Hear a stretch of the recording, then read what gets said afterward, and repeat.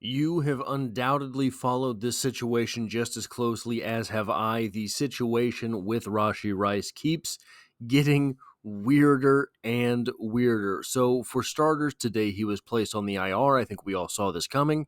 We don't know the exact extent of his injury. We don't know the length of this stay on IR.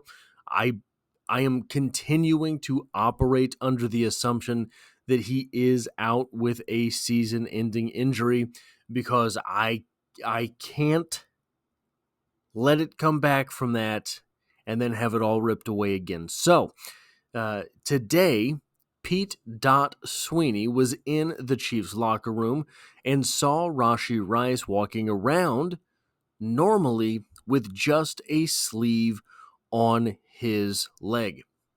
What this means, I do not know. We have seen people walk around with a torn ACL before. We've seen people leave the field under their own power and end up having torn ACLs, etc. So, does this necessitate that Rice is okay and he will be on a 4-week IR stint? No. Does it preclude that Rashee Rice is done for the season? No. I don't know where things are. I am willing 100% to admit that. But I decided to go ahead and put together a video of the next 10 moves that I personally would make if I were trying to win a third consecutive Super Bowl and had lost both number one wide receivers and my starting running back. And so here's the thing. A couple of these moves not going to be popular.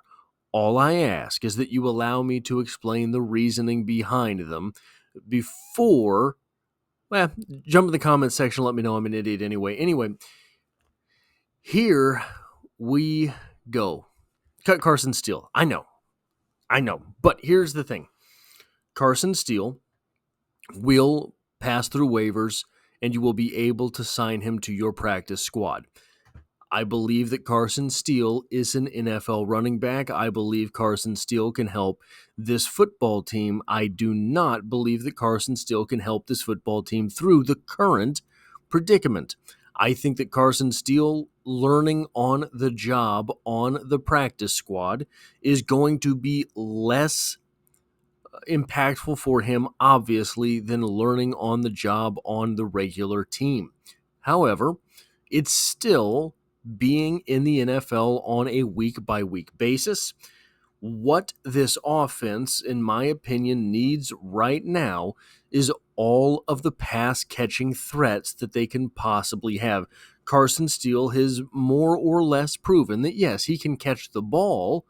It's turning upfield after the catch and making a football play that at this point in his career is the problem for him.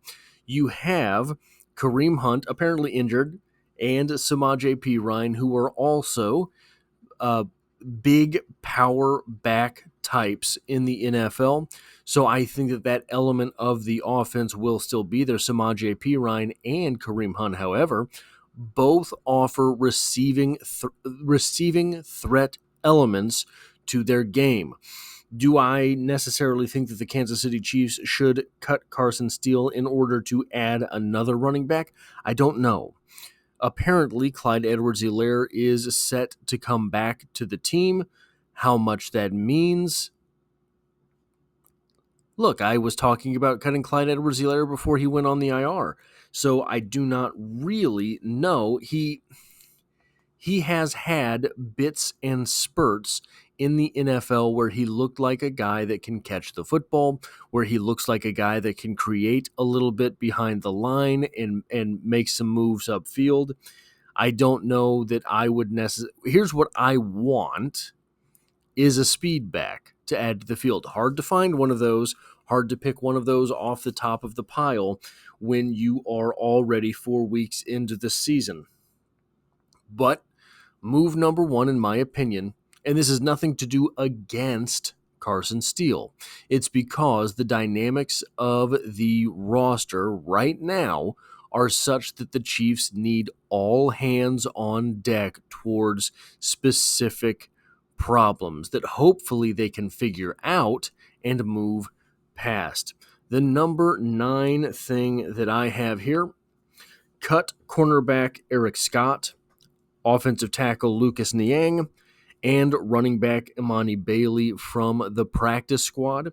What I would do with these roster spots, with these practice squad spots, I would sign 3 wide receivers that are off the street, that are these sort of lower level guys that do not have a name, that are maybe UDFA type guys that didn't make it through training camp. I would sign 3 of them. I would give them a week of practice. If they did not show that they have potential, I would cut any or all of them and move on the next week. I would keep a revolving door of practice squad, basically golden ticket type players. Now, cut Eric Scott because you have plenty of defensive backs on the roster. Lucas Niang, I'm just over the Lucas Niang thing at this point. You also have some depth on the active roster that is maybe less experienced than Niang, but I think has shown higher upside. And Imani Bailey is another slower type running back. Imani Bailey seems to offer upside as a pass catcher from his college days. I do not know that he has the speed necessary for that to translate to the NFL level, but by creating, so you've already got 2 wide receivers on your practice squad, and we'll get back to them in a moment, or 3 wide receivers, on your practice squad, and we'll get back to them in a moment. But by bringing in 3 more and having 6 wide receivers on your practice squad, you create the environment that says to these guys, it's time. And if there is any football in your soul, make it come out. So that is the number 9 move that I would execute going for this. This is going to be another unpopular one. Cut Cole Christensen. Cole Christensen is on the active roster. You have already 6 linebackers on the roster. I think that the offense is in survival mode. The offense is in a place, losing 2 number 1 wide receivers and your number 1 running back. The offense is in a place where they have to have spots open in order to make moves on and off of the roster and in order to hopefully get a couple things figured out. Cole Christensen has passed through waivers several times in his NFL career, and I think that it would not be difficult to have him find his way to the practice squad should that be something that the Kansas City Chiefs wanted to do. You have 1 linebacker, I believe, on your practice squad right now, Swayze Bozeman. It's possible there's another on there that I am forgetting at the moment, but I believe it's just Swayze Bozeman. And maybe you cut Swayze Bozeman, cut Cole Christensen, sign Cole Christensen into the Swayze Bozeman spot. I do not think this is something that you want to have to do. I think that they very much enjoy having Cole Christensen around for the special teams, etc. I just don't think that right now they are in the position to do so. It's wild that in a mad attempt to figure out losing 2 wide receivers, Cole Christensen becomes a casualty of that endeavor. But I think that it is realistic. I think that it is something that is maybe not necessary, but would help expedite figuring out what your offense needs and how to do that moving forward. The next thing I would do is trade Carson Wentz. Probably you're not going to get terribly much for him, but the Kansas City Chiefs have already sold out in order to make a 3rd straight Super Bowl. They had traded many things in the preseason, got very close to the limits of the money they could spend, etc., in order to win this Super Bowl, and have lost some players in the process that will make reaching that Super Bowl very, very difficult. And I think we can all agree at this time that if Patrick Mahomes goes down without two number one wide receivers, without your running back, if Patrick Mahomes misses time, you're cooked anyway. So would Bailey Zappi be that much worse than Carson Wentz in the time Patrick Mahomes goes down for 3 games? Whatever the case, is Bailey Zappi really going to be that much worse than Carson Wentz in order to try to salvage 1 or 2 wins in that time? I don't particularly think so when you are missing so many assets. The reason I brought that up earlier about the having sold out to win this Super Bowl is simply this. They have left the cupboards bare. They are likely to trade even more assets to get something. The quarterback carousel is alive and well in the NFL just 4 games into this season. So if you could reclaim some type of value that you have traded away and are likely to trade away for another wide receiver, then trading Carson Wentz to get a 6th round pick is something that could, in my opinion, bring a little bit of value back to the Kansas City Chiefs. Now the number 6 move, which will be, in my opinion, the most popular. Cut Sky Moore. I'm done. Sky Moore is taking a roster spot at this point in time. I would rather have Nico Remigio on the active roster. I would rather have Justin Ross on the active roster. I would rather have DeMarcus Robinson on the active roster. I would rather have Tony Moeaki on the active roster. I would rather have basically anyone. I would rather have Lucas Niang on the active roster. This is perhaps a move of spite, but I don't believe that it actually is. We've seen time and again, Sky Moore adds nothing. Okay, great, fine. That's okay when you're the number 5, number 6 wide receiver and you're being put out there to be a high-effort blocking type guy. That's fine. When all of a sudden you find yourself the 3rd option on any given play, it's not fine. It stalls the offense, and anything, in my opinion, even a decoy route from someone that is not Sky Moore becomes more effective. The defense knows Sky Moore's not getting the football. The Kansas City Chiefs know Sky Moore is not getting the football.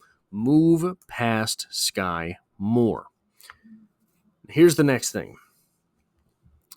Promote Justin Ross or Nico Remigio. I say or, but I wrote and. Here's why. Both of them will get stints. Promote them on a 3-game basis. I believe 3 call-ups is all you have. So you promote Justin Ross for a week. You promote Nico Remigio the next week. At the end of 6 weeks, each of them alternating weeks, 1 up, 1 down, 1 up, 1 down. At the end of those 3 weeks, you sign one of them to the actual roster, assuming one of them makes noise. You sign them to the active roster. The other player you don't have anymore because he exhausted his time on your practice squad and call-ups. At the end of this, you would have either Justin Ross or Nico Remigio, maybe both, maybe neither, but one of them as one of the lower men on the totem pole in your wide receiver rotation. That would be massive for this team. Figuring out finally that 5th, 6th, 7th guy on the roster for the wide receiver position, keeping them there. Now, the Chiefs have Montreal Washington as well.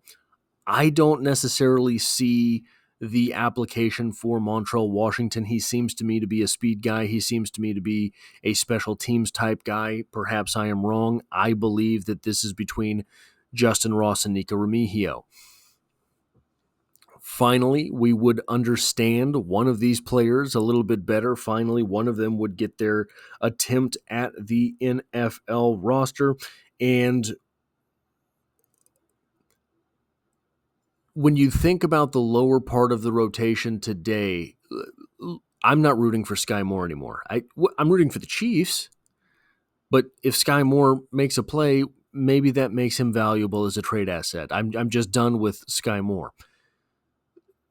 You have Justin Watson, who is a known quantity, known for what he is, known for who he is. Every once in a while, you're going to get a 15-yard pass play out of Justin Watson. 3rd and 9, you're going to get 15 yards out of Justin Watson. Okay, great, fine. That's a useful piece. That belongs low in the rotation. One of these guys, Justin Ross or Nico Remigio, belongs in that same rotation so long as that is the rotation. I think either of these guys can add something to the conversation as far as that is concerned. So that's how I would handle the Justin Ross, Nico Remigio situation. Next, I would claim Paris Campbell off of the Eagles practice squad, move him to the regular teams. He's a big, solid guy, 4'3", 140, 40-inch vertical, I believe an 11-foot 3-inch broad jump, if I am remembering correctly. Very, very explosive athlete. Very, very fast guy. I might even claim Danny Gray from the same practice squad. I believe he was a 4.33 guy. Hasn't shown as much in the NFL as Paris Campbell. Paris Campbell hasn't shown terribly much in the NFL. Otherwise, he would be on the regular team. But I think that Paris Campbell would be someone who is at least better than the bottom part of the Chiefs' current stable of wide receivers. So adding him through the claims system in the NFL would, obviously you cause a little bit of tension with another team when you claim someone from their practice squad. You just don't care at this point. The Chiefs are in a place of desperation, and I think that Paris Campbell is the type of guy that would complement. So he's not Hollywood Brown, obviously. He's on a practice squad someplace. He is the type of wide receiver that can run the... is he Hollywood Brown? No. Do I think that he can be Marquez Valdes-Scantling for this offense? Yeah. I think he can do that stuff.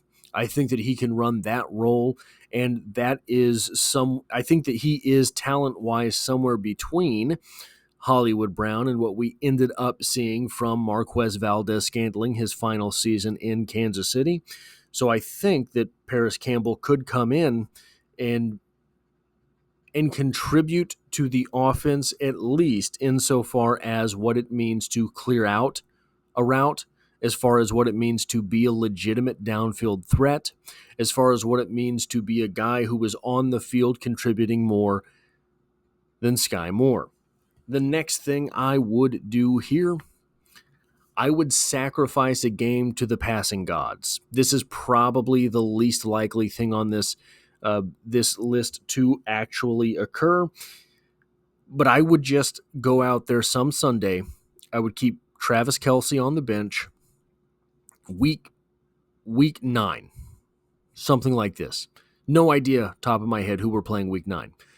Go out there week 9. Do not run the football. If the Kansas City Chiefs have 74 plays of offense, they would all be passing plays. None of them would include Travis Kelce. We know who Travis Kelce is. I would go out there and fling the rock incessantly, knowing that by the end of that game, someone on the Chiefs will have figured out something about being a Kansas City Chief, about producing in the NFL, about what their strengths and weaknesses are at the NFL level. That is the number 3 thing that I would do, is go out there some Sunday and don't even worry about the win or the loss. Give Patrick Mahomes the ball. Give him his stable of wide receivers. I would call up 7. Have everybody off the practice squad that you want to give a try, and just say 7 wide receivers, 8 wide receivers, rotate through all of them, and just tell Patrick Mahomes, figure something out. That's all we need. Last year, we knew if we snapped the ball and threw it to Rashee Rice at the line of scrimmage, we're getting 6 yards.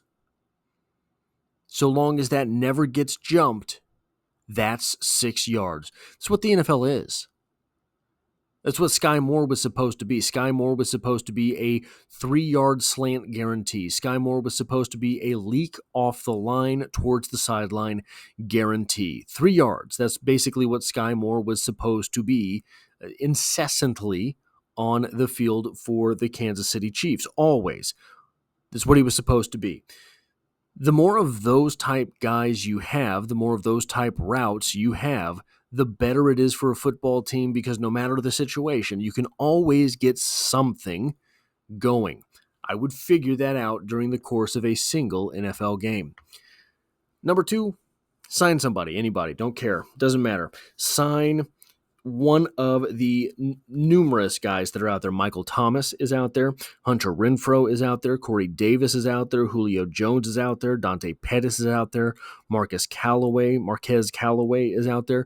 None of these are great options, but they're all options. Each one of these guys has something that he can do, at least hypothetically. You get to work him out beforehand. Is Michael Thomas actually mobile? Bring him in, work him out, figure it out. Is Hunter Renfrow someone who can run an actual route timing-wise in the NFL? Bring him in, work him out, figure it out. Is Corey Davis a real person? He seems to be in witness protection since his rookie season, week 1, snap 1. Bring him in, work him out, figure it out. Does Julio Jones have anything left? Bring him in, work him out, figure it out. Sign anybody. Do not be afraid to move on from it if it doesn't work out. Sign anyone for as little money as they're willing to come in off the street and play 3/4 of a season and hopefully get a Super Bowl ring for it. So that is the number 2 thing that I would do. Just sign anybody. It doesn't matter. Which leaves, obviously, one option for the number one idea here, and it's along the same lines. Trade for someone, anyone, don't care. Doesn't matter to me at this point. I would put my faith in Brett Veach. I would say, okay, figure it out, Brett. You don't want to mortgage the entire future. Don't trade 3 first-round picks in order to just get Tyreek back or something. But use your prowess as Chiefs general manager and figure it out. This is obviously the number 1 option here, but if I am able to add anything with the commentary that I am giving, it's don't mortgage the entire future. The Chiefs have already sold out for this Super Bowl. The Chiefs very obviously want a 3rd consecutive Super Bowl. Man, does that make this part of things difficult? That's all I have for this video. If you like or appreciate what it is that I do here, hitting a like button really does help me out, as it tells YouTube to share this video with other Kansas City Chiefs fans. And if you find yourself here by chance but not design, the Chiefs are the only thing I talk about on this channel. So consider hitting the subscribe button to stick around for more.